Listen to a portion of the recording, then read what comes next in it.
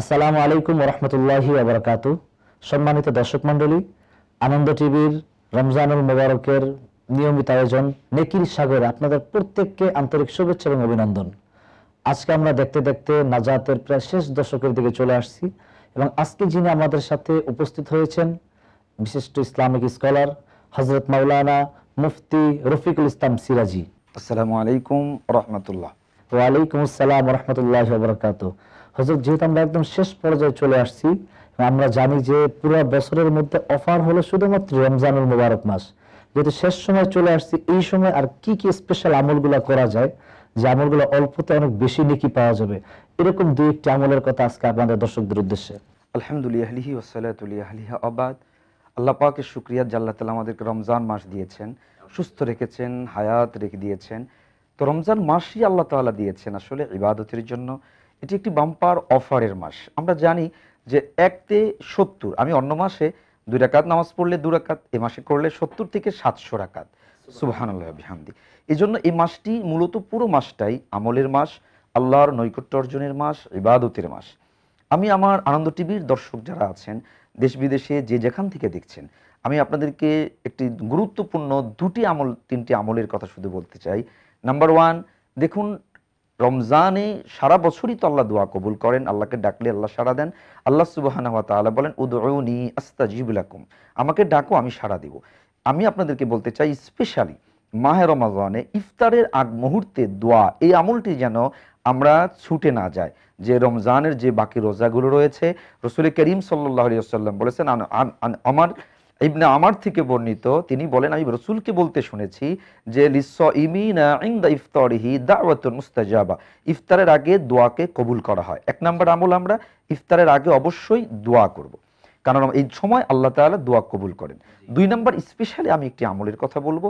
সারা বছর আমাদের তাহাজ্জুদ পড়ার সুযোগ হয় না। কেন?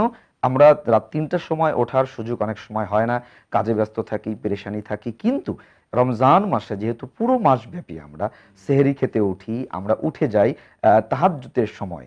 আমি আমার সমস্ত দর্শকদেরকে রিকোয়েস্ট করব, তাহাজ্জুদ হলো সমস্ত নফল নামাজের মধ্যে সবচেয়ে আল্লাহ পাকের কাছে পছন্দের নামাজ, আল্লাহ পাকের কাছে নৈকট্য অর্জনের জন্য প্রিয় নামাজ। এই জন্য আমরা রমজান মাসব্যাপী কমপক্ষে যেন সেহরির সময় 5টা মিনিট 10টা মিনিট আগে উঠে 2 রাকাত করে কমপক্ষে 4 রাকাত হলেও আমরা যেন তাহাজ্জুদের নামাজ পড়ি, আল্লাহর কাছে চোখের পানি ফেলি, নিজেদের চাওয়াগুলো আল্লাহর কাছে ব্যক্ত করতে পারি।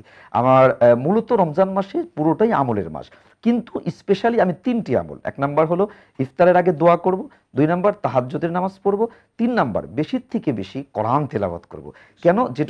যেহেতু কোরআনের মাস, এই মাসে রাসূল কারীম, আমরা যদি একটা হরফ অন্য সময় পড়ি তাহলে এই মাসে 10 সওয়াব, এই মাসে পড়লে একে আমরা পেয়ে যাচ্ছি 70 থেকে 700 সওয়াব।